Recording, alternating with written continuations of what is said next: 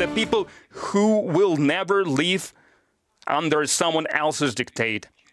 The West can cross all the lines to preserve that neocolonial system that allows them to remain a parasite, basically to plunder the world using the dictate of their technologies and dollar, to collect fees from mankind, to collect this fee of a hegemon. And this is the key motive that they have. That's why they want total sovereignty. That's why they are becoming aggressive towards truly independent states, towards traditional values and independent cultures, and attempts to undermine international and integrational processes that they do not control, new global currencies and centers of technological development. It is critical for them to see all the countries abandon their sovereignty for the benefit of the United States. Ruling elites of some of the states, they do this voluntarily, and they agree to become vassals voluntarily. Others are intimidated or bribed, and if they don't succeed, they destroy entire states, and they leave humanitarian disaster, ruins in their wake. Millions of people fall casualty to that. They create enclaves, protectorates, colonies, half colonies, but they do not care. The only thing they want is to benefit from that.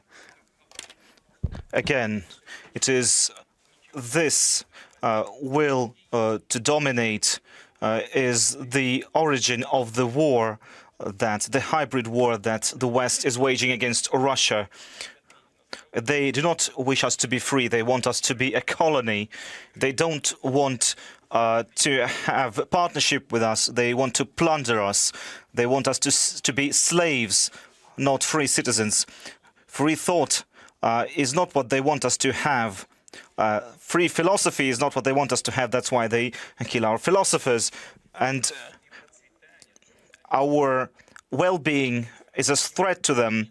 Our development is a threat to them. They don't want Russia to thrive. We want Russia to thrive. We need Russia.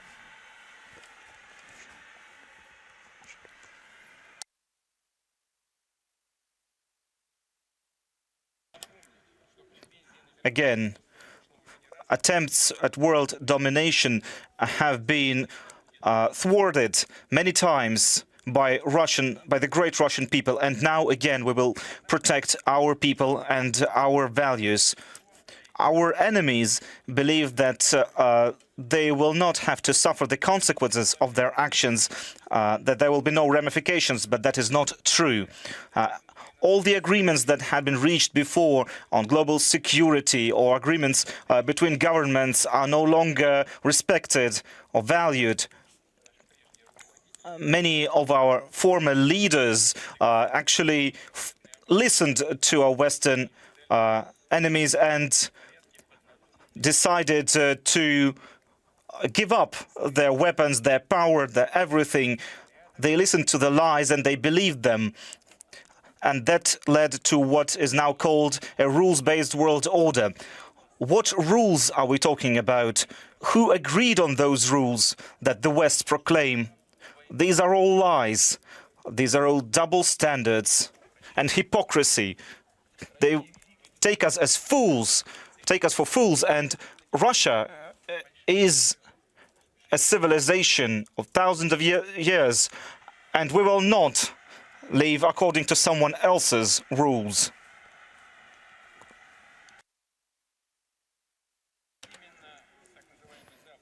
It is this so-called collective West that trampled on the principles of indivisibility of borders, and now it decides unilaterally who has the right for self-determination and who doesn't have that right.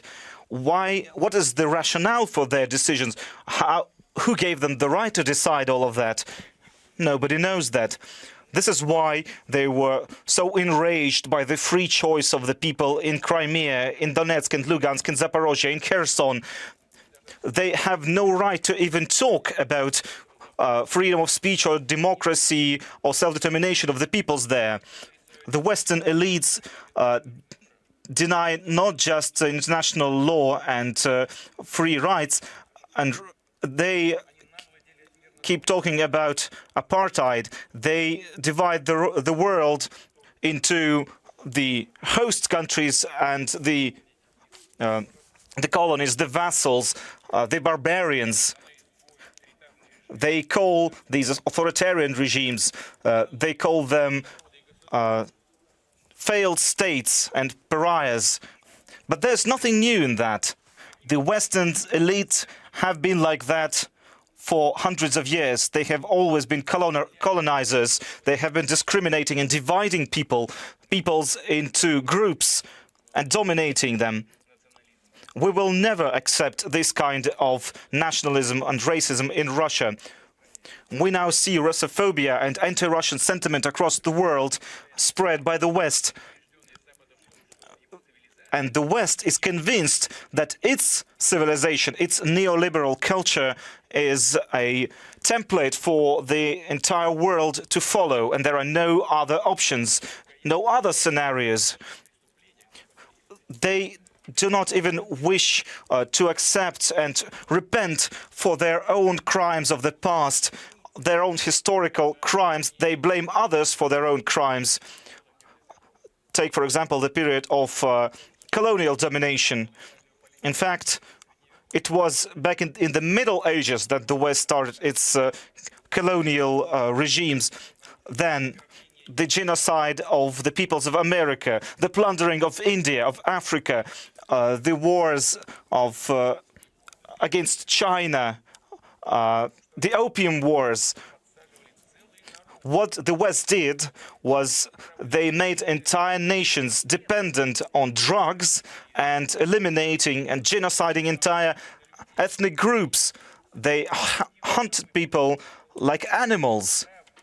This goes against what we believe and treasure as human life. And we feel proud that it is our country in the 20th century that led the anti-colonialist movement, that allowed many countries to become free, to fight hunger and inequality, to overcome many of those challenges.